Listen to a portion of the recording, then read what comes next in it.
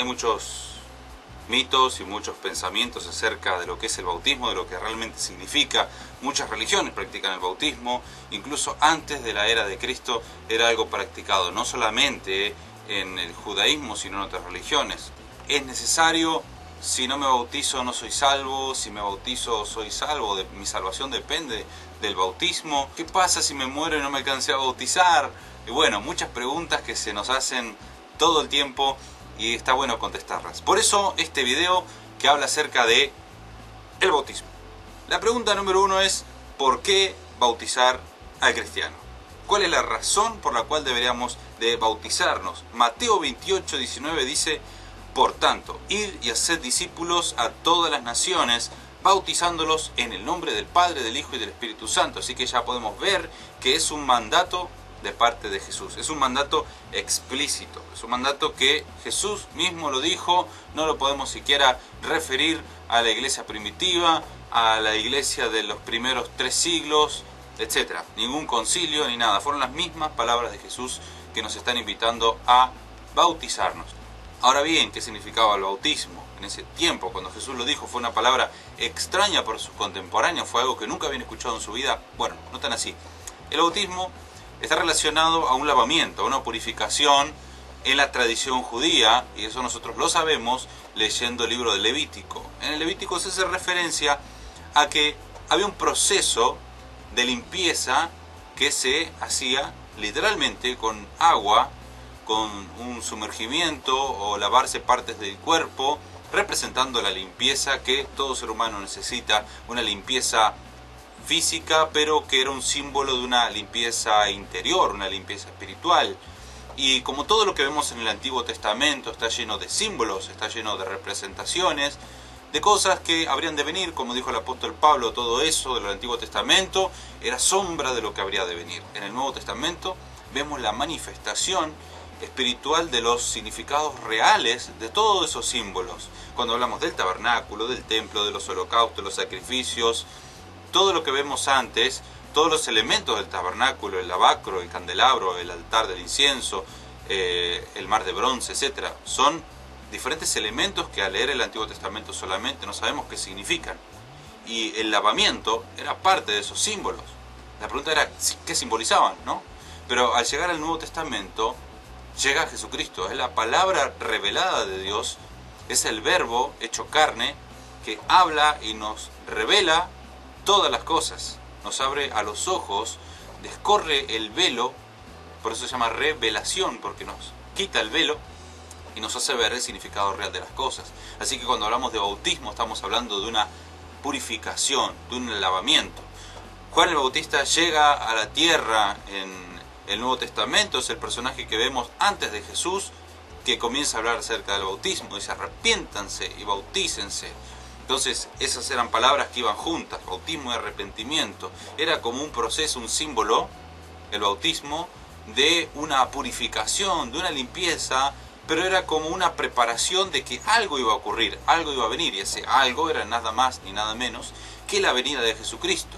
Cuando Jesucristo llega no dice: bueno, ya está, suficiente, el bautismo no es necesario, ya llegué yo, basta de símbolos. Al contrario, Él continúa con este símbolo y lo mantiene en pie, y continúa el bautismo como parte del ministerio de Jesús, el ministerio de los primeros apóstoles y la actividad de la iglesia primitiva, y nunca se detuvo, nunca paró. Siempre el bautismo continuó siendo lo que es, lo que fue, hasta el día de hoy. No se modificó, el sumergimiento en agua. Ahora, ¿qué significa realmente bautismo? Bautismo viene de la palabra griega. ¿Y por qué hablamos del griego? Porque el Nuevo Testamento fue escrito en griego, en el griego koiné, ¿no? de la época, no es el griego moderno.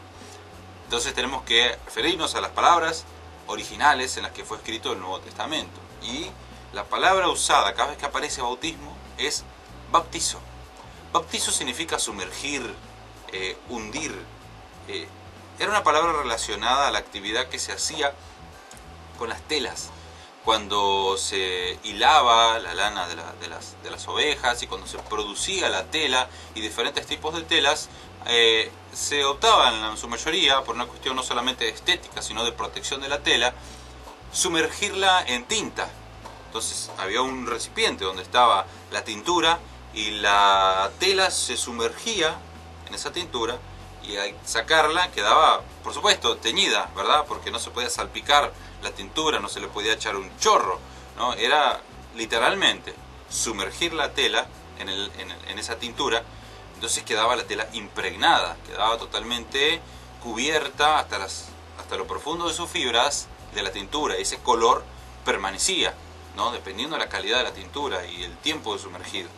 Entonces esa es la palabra que se usaba, bautizo. Por eso cuando se habla de bautismo vemos que nosotros lo practicamos con un sumergimiento por su significado, pero esto lo vamos a ver más adelante. Esto no acaba con Cristo, no acaba con los primeros apóstoles. Ahora, ¿qué significa bautismo? No como palabra, sino como acto. Y es que bautismo en realidad es una representación, es un símbolo, como hablamos antes, cuando hablábamos de los elementos del tabernáculo en sí mismo, del arca que representaba la presencia de Dios y de muchas cosas que eran imágenes, eran sombra de lo que habría de venir. El bautismo también es un elemento simbólico, es una representación de algo. ¿Qué es ese algo que representa? Es una manifestación exterior, es decir, es algo que se ve, que todo el mundo ve, que ahí está, de algo interior, algo que sucede en mí. Pasa algo en mi interior que nadie lo ve, entonces yo lo puedo mostrar exteriormente, de manera que se vea lo que soy. Por ejemplo, yo puedo decir, soy de un club de fútbol, ¿no? Entonces, no voy a decir ninguno para no ofender a nadie, pero supongamos que soy de un club de fútbol. Entonces, ¿qué hago? Me pongo una camiseta que demuestra exteriormente. La camiseta no me hace de ese club. Así que por más que yo me la ponga, no voy a ser automáticamente de ese club. Y si me pongo 5 diferentes, no soy de 5 diferentes clubes. Eso sería un vendido, ¿no? Es algo mal visto. Alguien tiene un club y es de ese club, o de ninguno, pero sos de uno.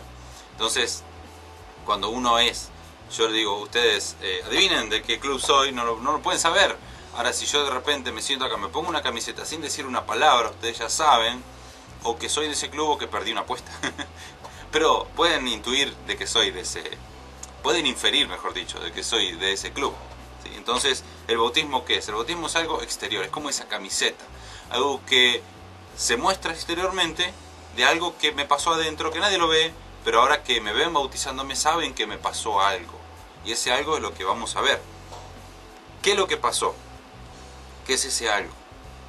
Esto se responde con esta pregunta.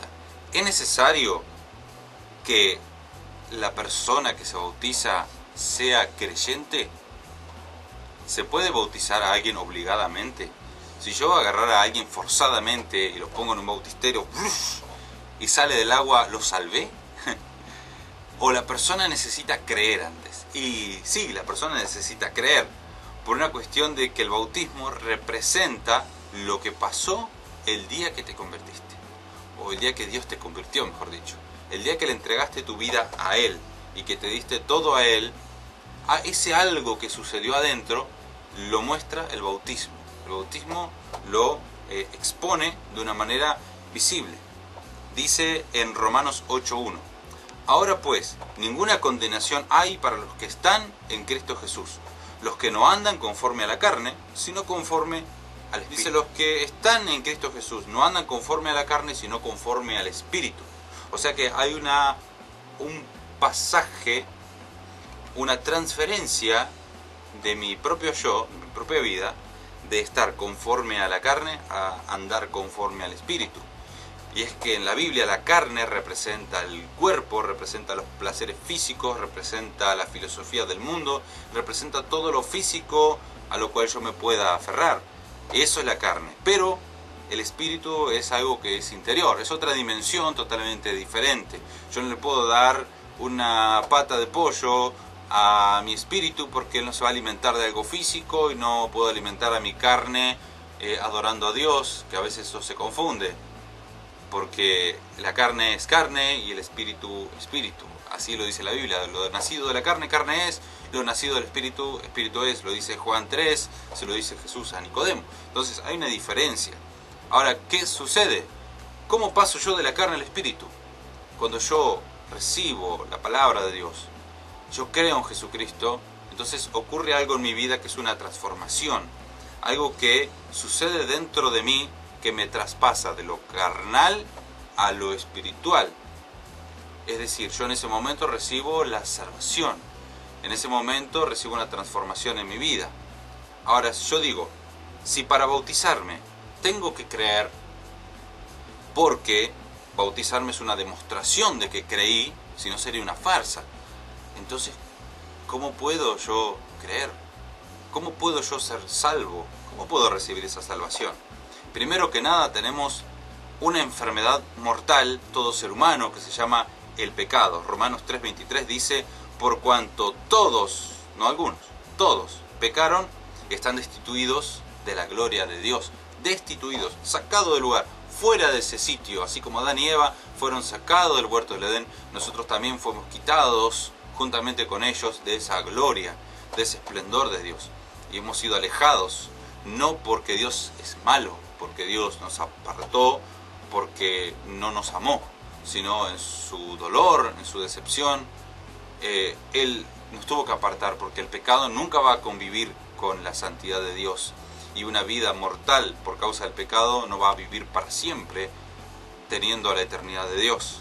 Primero Dios tiene que sanar al hombre. Por eso cuando Adán y Eva pecan y comen del árbol de la ciencia del bien y del mal y saben que hicieron mal, Dios dice que hay que removerlos del huerto del Edén para que no alcancen el árbol de la vida y vivan para siempre comiendo de él.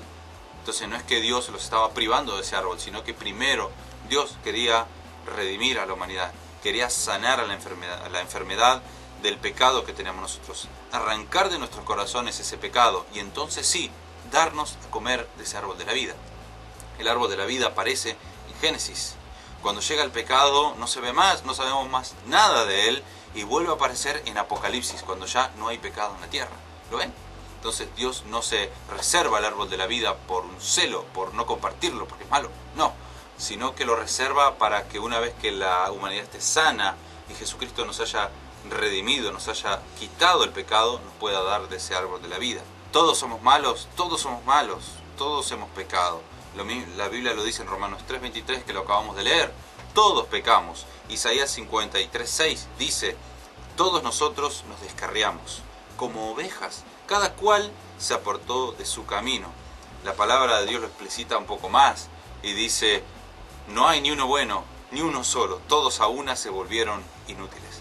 Es que es la realidad, todos nos hicimos inútiles, todos fallamos en querer hacer las cosas bien, en querer llegar a Dios. Nos inventamos religiones, nos inventamos dioses, nos inventamos filosofías y pensamientos del más allá, de una luz ahí que esté en algún lugar, como en un punto focal al que yo pueda referirme, y le pongo un nombre y este va a ser este Dios, y yo me visto así, me comporto así, como estas cosas y digo estas oraciones y rezo esto, lo otro, de manera que yo pueda llegar a Dios, pero nada me puede acercar a Dios, porque mi pecado huye de la presencia de Dios, mi pecado hace que yo odie a Dios. Entonces, ¿qué hago? Me fabrico otros dioses, dioses a mi agrado, dioses que sean pecadores como yo, dioses egoístas, tiranos, demandantes, caprichosos como yo, porque el hombre saca del tesoro de su corazón, así dice la palabra, y los dioses que nos hemos hecho son así.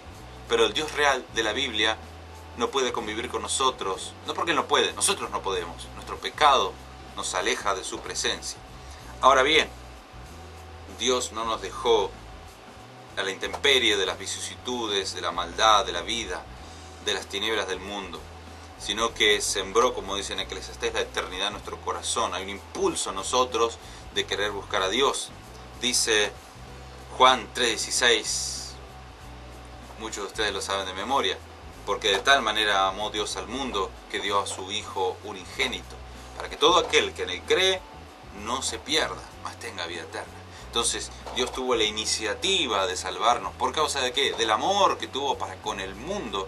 Ese amor, como dice en Jeremías, el amor eterno con que nos ha amado, nunca dejó de ser, nunca nos abandonó, nunca nos dejó a la deriva, sino que nos buscó, así como buscó a Adán, buscó a Abraham, buscó a Noé, buscó a todos los que siguieron, y a nosotros, y cada uno de nosotros nos ha buscado y nos ha anhelado, porque de tal manera nos amó que dio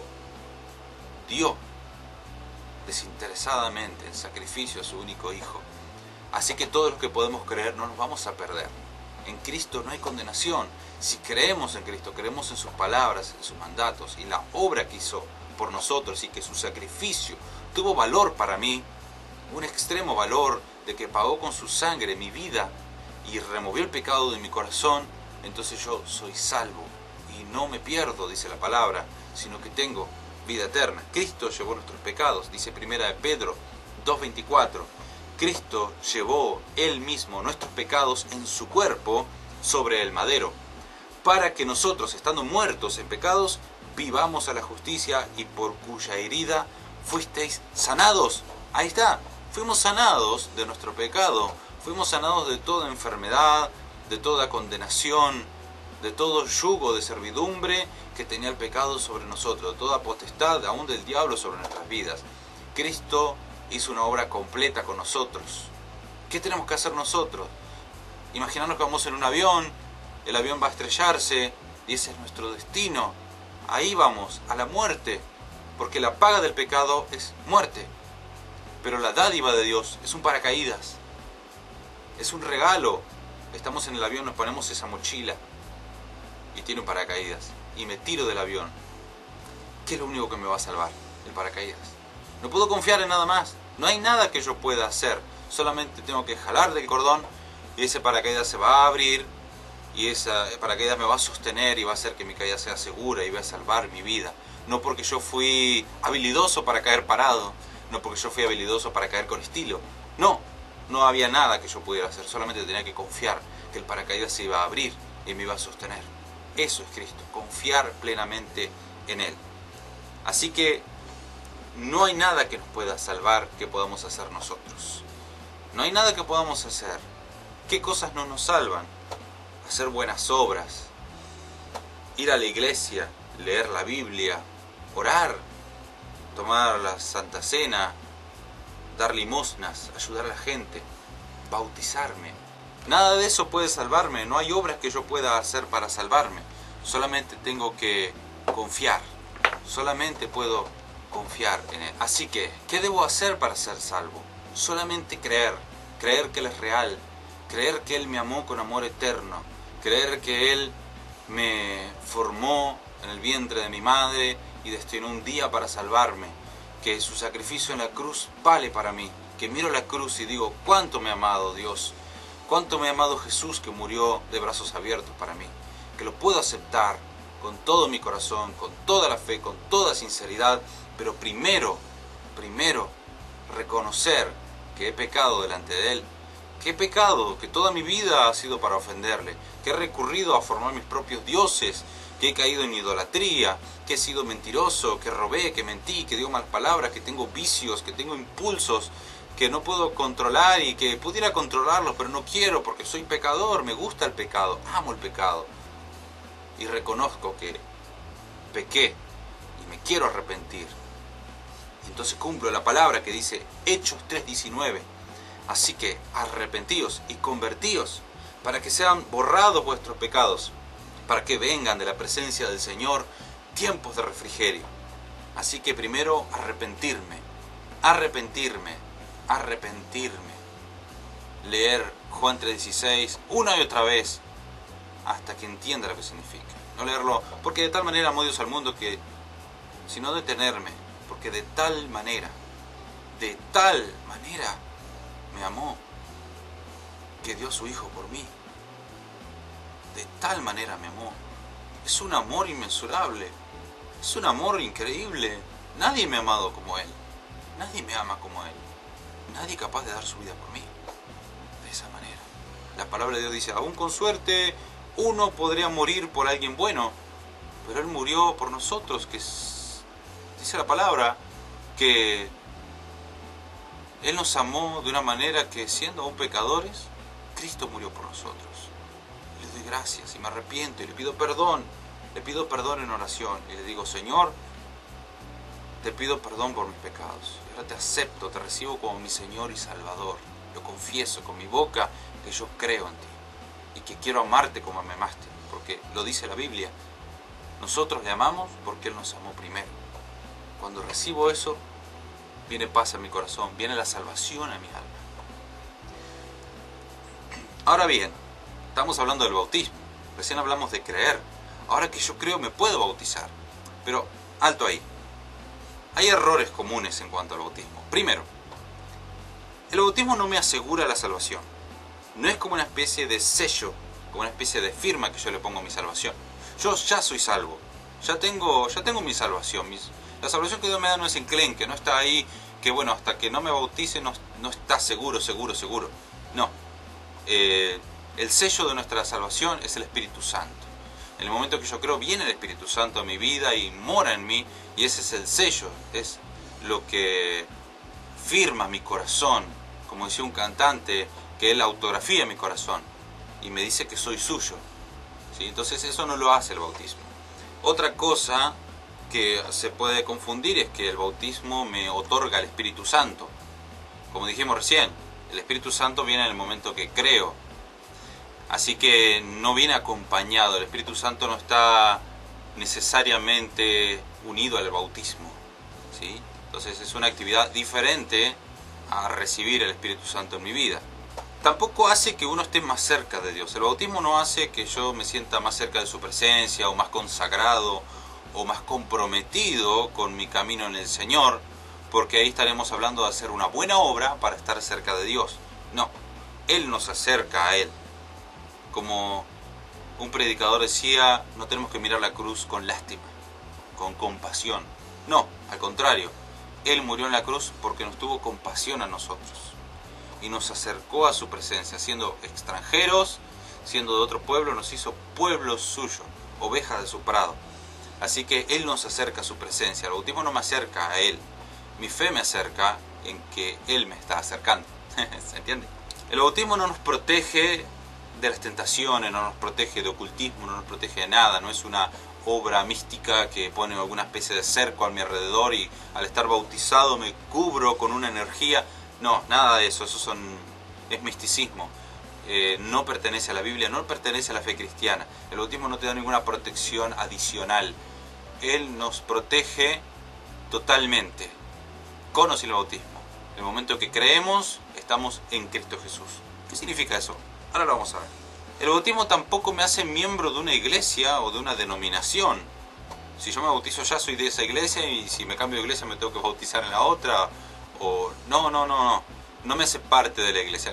Repito, en el momento que yo creo, me convierto en hijo de Dios y me uno a la familia de Dios y ya soy parte de la iglesia universal de Dios.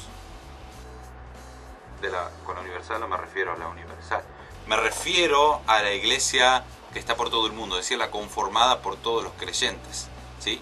Entonces ahí ya soy parte de su pueblo, ya soy parte de su iglesia y puedo asistir a tal o cual denominación, tal o cual iglesia, que le llamamos mal iglesia porque iglesia somos todos los creyentes. ¿Qué instrucciones dejó Jesús en cuanto al bautismo? Dice Lucas 24:47, y que se predicase en su nombre el arrepentimiento y el perdón de pecados en todas las naciones, comenzando desde Jerusalén. Así que lo que Jesús comenzó a decir es que había que arrepentirse. Lo que primero que predicaba Jesús es la salvación. Es que la salvación es lo más importante. La salvación es lo inicial. La salvación es lo básico. La salvación es lo que necesitamos. Él no dijo bautícense y después arrepiéntanse, después conviértanse. No, primero arrepentimiento, después bautizaba, pero primero lo esencial, lo central es el Evangelio, la salvación del alma. Y todo lo demás es enseñanza exterior, enseñanza que se añade, es todo enseñanza o doctrina adyacente a la enseñanza central y cristocéntrica de que Él murió por nosotros y que vino a salvarnos, de que la luz vino al mundo. Y aunque nosotros preferimos las tinieblas, Él fue paciente, pasando por alto muchas de nuestras transgresiones para salvarnos. Y así es como nosotros somos salvos. Y todo lo demás, incluyendo el bautismo, es enseñanza adyacente. Así que primero la salvación y después el resto. También algo que nos enseñó Jesús es que se bautizan los creyentes, ¿sí? Ya lo dijimos, primero hay que creer para después bautizarnos. Entonces, ¿qué pasa con los bebés? ¿A qué edad se tiene que bautizar una persona? ¿De bebé? No.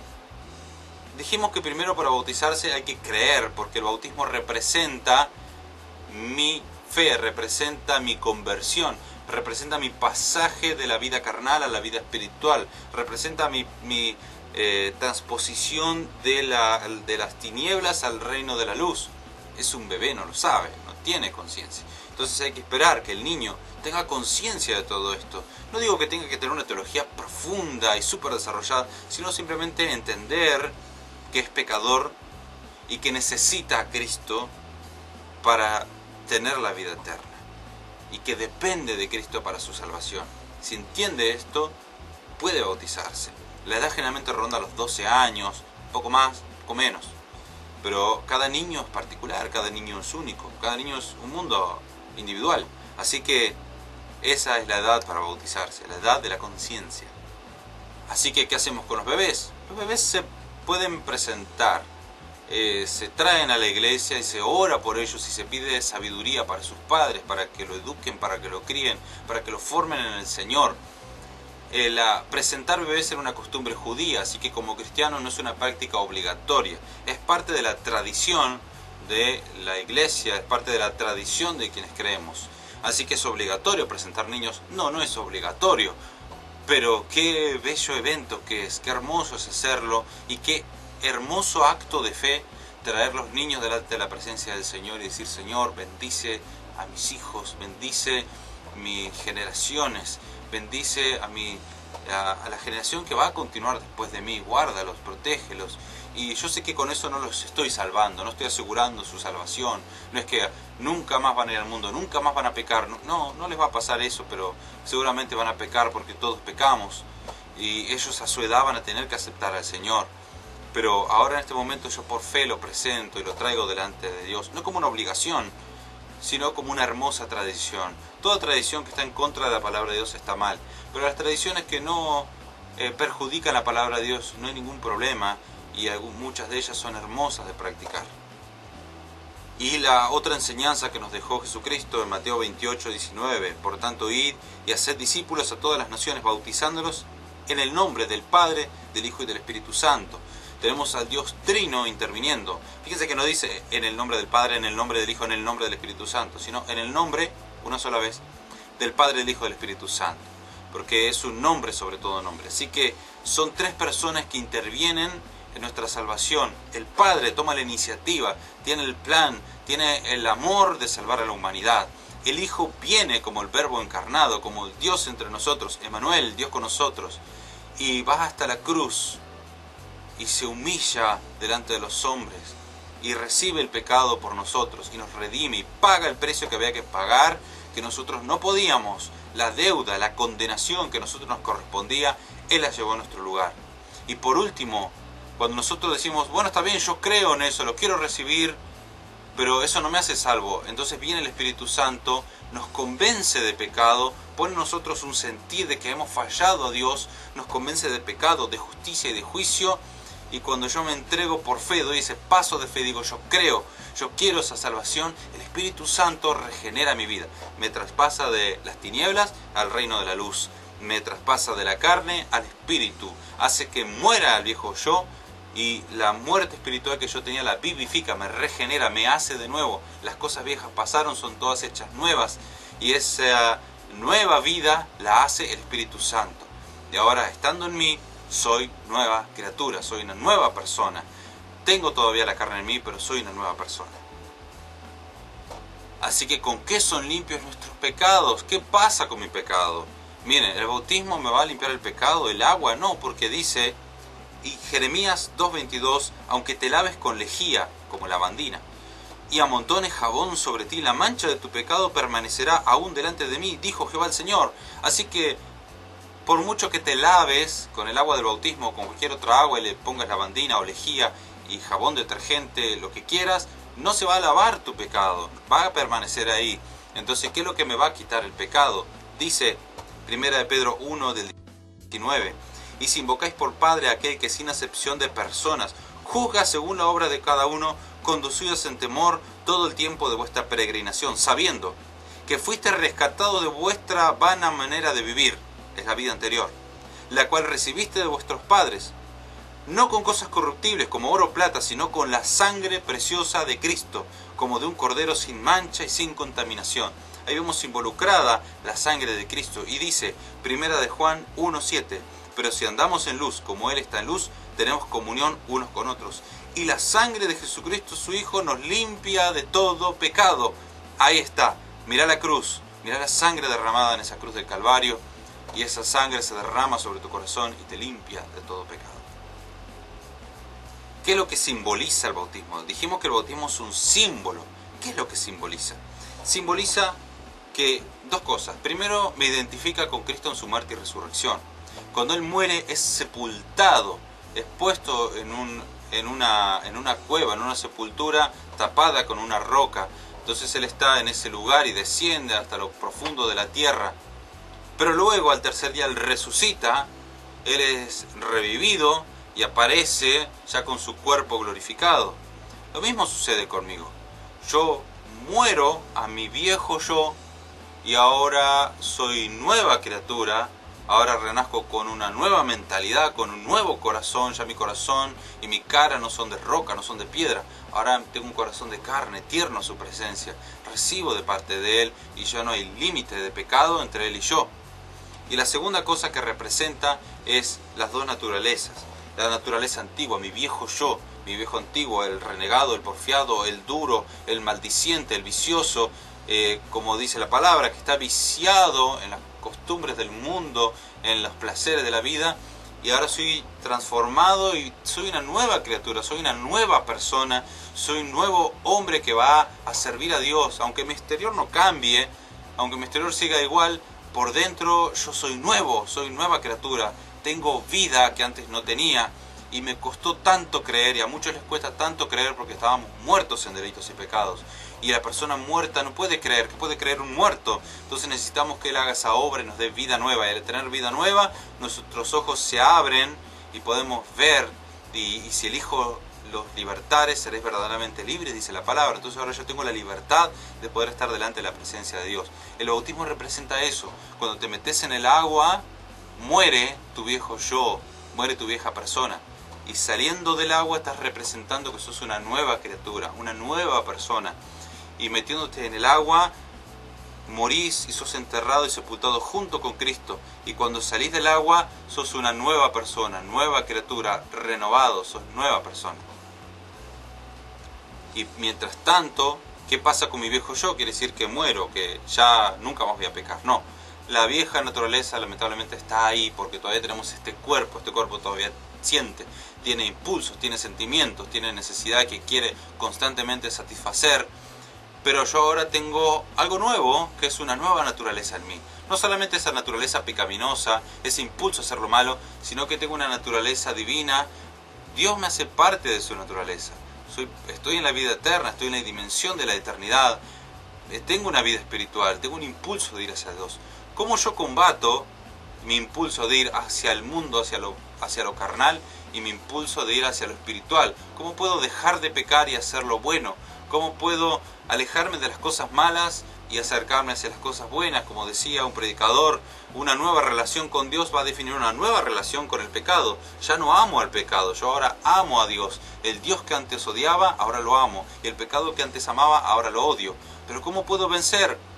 Alimentando una de las dos naturalezas. ¿Cuál vas a alimentar? Ya no alimentes la carnal. No digo que dejes de comer, que dejes de divertirte, por supuesto, pero todo en su justa medida y haciendo todo honrosamente, todo a tiempo y lugar y medidamente. Pero me voy a preocupar por alimentar mi vida espiritual, leyendo la palabra, adorando, congregándome, juntándome con amigos cristianos. Voy a cambiar mis amistades, voy a cambiar la música que escucho, música cristiana. Voy a leer artículos, voy a leer páginas que sean cristianas, que me alimenten mi naturaleza espiritual y sobre todas las cosas una relación diaria, profunda, orgánica y dinámica con mi Hacedor, con mi Creador, con Jesucristo. Voy a hablar con Él, voy a hacerlo mi amigo, de manera que mi espíritu se vaya renovando día a día y vaya creciendo cada vez más y mi naturaleza espiritual está cada vez más fuerte, más concisa. para cuando llegue el día malo, cuando llegan las pruebas, cuando llegan dificultades en la vida, estoy fuerte interiormente. Y aunque mi exterior está débil, aunque mi exterior con el tiempo se envejezca, me sacan canas como ya me salieron a mí, eso no importa. Por dentro estoy fortalecido, estoy duro, estoy firme porque me estoy alimentando del Señor. Me estoy alimentando de mi Creador. ¿Qué significa estar en Cristo? Dice la palabra. Romanos 6:3. ¿O no sabéis que todos los que hemos sido bautizados en Cristo Jesús hemos sido bautizados en su muerte? ¿Cómo? ¿Qué significa eso de ser bautizado en Cristo Jesús? Hay otro texto en Gálatas que lo explica mejor. Gálatas 3:27. Porque todos los que habéis sido bautizados en Cristo, de Cristo estáis revestidos. Ah, ahora lo entiendo. Quiere decir que Cristo es como si estuviera yo adentro de Él. Es como si Él me cubriera y ya no vivo yo, dijo Pablo, sino que vive Cristo en mí. Entonces yo ahora, al tomar Cristo en mi lugar, cuando el Padre me ve a Cristo. Así es de grandiosa la obra de Cristo. Todo lo que Él hizo, si yo lo creo y lo tomo, Él me introduce en su esencia, en su ser, en su divinidad, y yo estoy dentro de Él, estoy protegido por Él. Y cuando el Padre me ve, no me ve directamente a mí, sino que me ve a través de Cristo. ¿Se entiende? Es como si tuviera una máscara delante mío, pero no es una máscara hecha de cartón, de plástico. Es una persona que está delante mío, detrás, alrededor, dentro y fuera. Me cubre por completo y ese es Cristo. Así dijo Cristo, que Él, el Padre y Él iban a venir a morar con nosotros. El Espíritu también mora en nosotros. Tenemos al Dios Trino en nosotros. Cuando el Padre me ve a Cristo. Como Cristo es santo, el Padre nos ve santo. Como Cristo es uno, el Padre nos ve como uno. Como Cristo llevó la muerte, entonces ya no hay muerte en mí, ya no hay pecado. Como Cristo recibe el castigo en nuestro lugar, ya el Padre no nos ve con pecado, ya no nos ve deudores, ya no nos ve como personas para condenar, sino como personas salvas, santas, puras, hermosas, preciosas en Él. Y si yo no me siento así, pero como cristianos Él nos ve así. Desde aquel lado Él nos ve santo. Desde este lado, aunque nosotros nos veamos pecadores y aunque pequemos, el pecado nos hace ahora sentir mal, nos agobia, nos duele. Y día a día pedimos su perdón, pedimos ser lavados por su sangre, pedimos ser limpios por Él. Y el pecado nos aleja de Él y nos duele. Repito, el pecado nos duele. Antes no nos molestaba, pero ahora como cristianos nos duele. Seguimos pecando, pero nos lastima y nos hace mal y nos hace sentir lo que realmente sucede, que nos alejamos de su gracia, nos alejamos de su lugar y queremos volver a Él, queremos regresar a Él. ¿Cómo se practica el bautismo? El bautismo es por inmersión, por tres razones. Primero, por lo que significa la palabra baptizo en griego, bautismo, que significa sumergir. Segundo, por un significado teológico. Recién dijimos que el bautismo representa ser sepultado y nacer de nuevo. Morir con Cristo y resucitar con Cristo. O sea, ingresar en algo, en un ataúd, en un panteón donde nosotros morimos y de ahí nosotros salimos enteramente y somos resucitados, somos a una nueva vida, entonces somos nueva creación. Entonces bautizarse con un chorro de agua, con salpicarse, con pulverizarse, no representa lo que sucedió. El bautismo por inmersión representa eso. Y tercero, por el testimonio de la iglesia primitiva. Ustedes lean, todas las veces que se ha bautizado a alguien en la Biblia ha sido por inmersión, como Lidia, como el etíope, como los que eran bautizados por Pedro, los que eran bautizados por Pablo, etcétera. Vean, siempre era por sumergimiento. Y por supuesto los bautismos que hacía Juan el Bautista, siempre en el río Jordán, donde había multitudes de aguas, siempre se buscaba que hubiera mucha agua, que fuera un río, que fuera un lugar donde la gente se pudiera sumergir. Entonces, ¿dónde hay que bautizar? Se bautiza en un lugar suficiente con agua. En las iglesias se hacen bautisterios y en algunas también piletas, se podría hacer en una piscina, se puede hacer en un río, cualquier lugar donde haya suficiente agua para sumergirse. ¿Cuál es la vestimenta? No hay una regla de vestimenta según la Biblia. Sin embargo, se acostumbra por tradición vestirse de blanco, porque se ve bien, es hermoso, es parte del símbolo. Es parte de una purificación. Repito, no es un reglamento.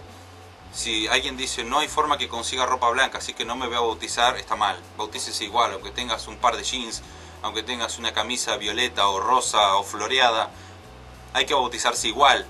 Pero al estar todos de blanco se ve bien, se ve lindo, es un símbolo, es algo que refuerza el símbolo principal, se ve hermoso, se ve muy bien.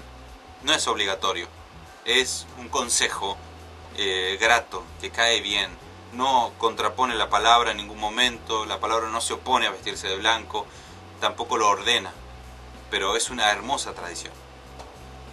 Por supuesto que la ropa no se pegue al cuerpo, no sea transparente, no sea translúcida en el momento de que le da el agua, que se vea todo lo que está abajo, especialmente con las mujeres, ¿no? Pero en los varones también a veces se ven cosas. Entonces es mejor una ropa con cierto grosor. A veces se ponen vestidos las mujeres, las damas, perdón, se ponen una pollera y al sumergirse en el agua se levanta. Entonces hay que tener cuidado con todo ese tipo de cosas, pensarlo bien. Tampoco una tela de grafa que salís y pesás 20 kilos más. Pero bueno, cada uno lo ve a conciencia, en una ropa blanca adecuada. ¿Quién puede bautizar? Siempre vemos en las iglesias el que bautiza generalmente es el pastor.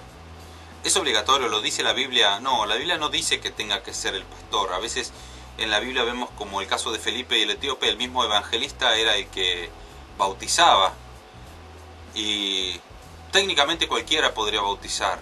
Las condiciones que pone sí la palabra es que sea alguien de buen testimonio, alguien que haya predicado a la persona, alguien que la haya formado, que la haya instruido, alguien que la conozca, alguien que perdure en enseñarle, en estar con él.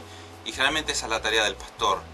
El pastor, como autoridad de la iglesia, con su carácter de líder, es bueno que el pastor predique, que el pastor bautice, porque es el que predica, es el que centraliza las actividades de la iglesia y es el que lleva a cabo todas las actividades principales, tanto el bautismo como los responsos, la cena del Señor o la Santa Cena. Lleva adelante muchas actividades y además es el que uno tiene como referencia, como guía espiritual, como padre espiritual, aunque algunas denominaciones no acepten esto de la paternidad espiritual. Yo personalmente lo considero que sí, creo que depende de la relación, ¿no?, con el pastor, y es bueno que el pastor bautice, que sea él quien lo haga. No lo obliga la palabra, pero casi que lo insinúa muchas veces. Hay que bautizar en el nombre del Padre, del Hijo y del Espíritu Santo. Eso es lo que hay que decir. Se le dice a la persona si promete servir al Señor. Primero se acepta al Señor Jesús como su Señor y Salvador personal y se acepta servirle y serle fiel hasta lo último. Y es que no es que en ese momento lo va a decidir. Ya lo decidió antes, ya aceptó al Señor y ya prometió, pero es una forma de decirlo públicamente. Yo creo en el Señor y prometo serle fiel, prometo servirle, porque el bautismo es eso. El bautismo no me da salvación, el bautismo no me da nada nuevo. El bautismo le demuestra a la gente de mi fe, de que yo creo, de que mi fe es real y que yo lo declaro delante de todos, que yo soy un hijo de Dios y que yo prometo servirle, que yo amo a Dios con todo mi corazón y prometo serle fiel hasta lo último.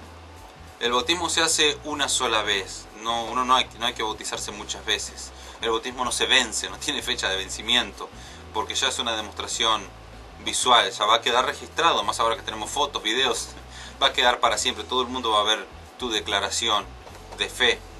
El bautismo que hayas recibido de bebé o que hayas recibido en otras religiones no sirve porque el bautismo debe ser bautismo cristiano. Y después que me bautismo, ¿qué pasa? Bueno, van a suceder 4 cosas, ¿sí?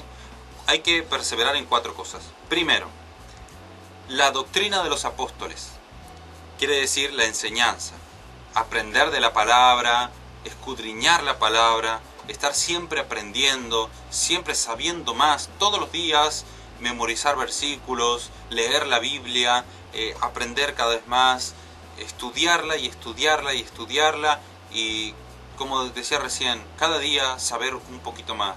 Eso es lo que hay que perseverar después de bautizarme, aunque había que hacerlo antes, pero el bautismo va a sellar que ahora sí voy a perseverar en la doctrina de los apóstoles, es decir, el Nuevo Testamento en revelación del Antiguo Testamento.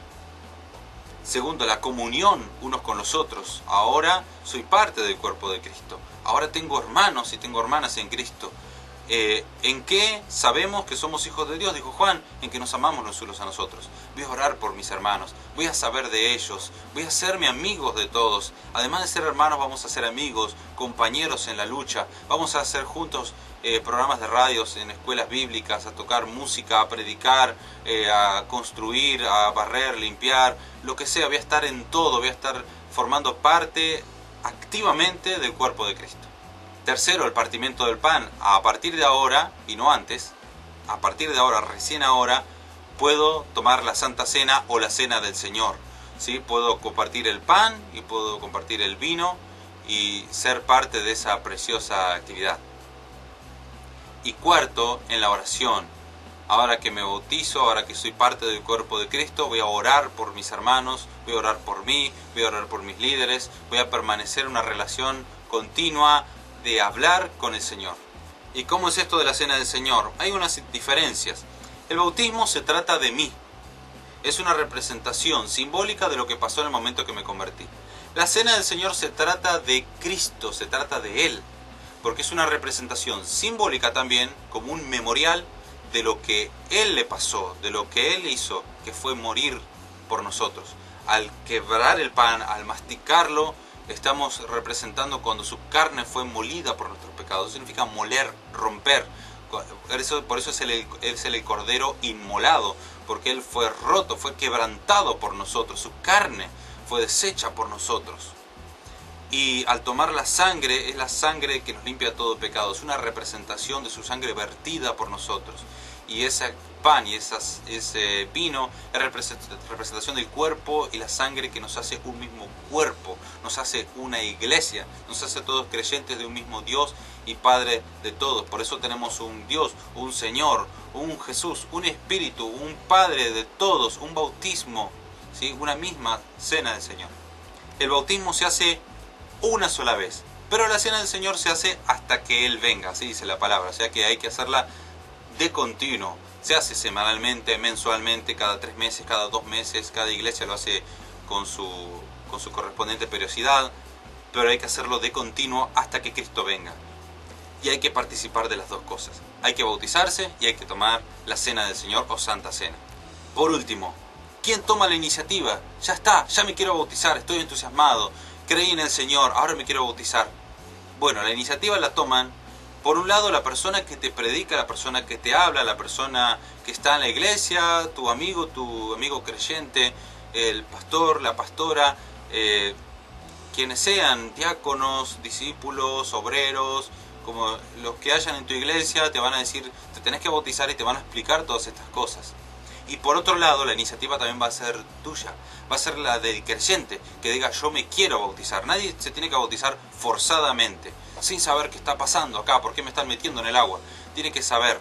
Si no, volví atrás el video, mira todo lo que significa el bautismo y sí va a ser real para tu vida. El bautismo nos hace parte del cuerpo de Cristo, por decirlo así. Nos hace parte de su iglesia. No el bautismo en sí, creer nos hace parte de su iglesia, pero el bautismo declara públicamente que soy parte de la iglesia, que amo a Cristo y que todo el mundo lo sepa, que soy un hijo de Dios.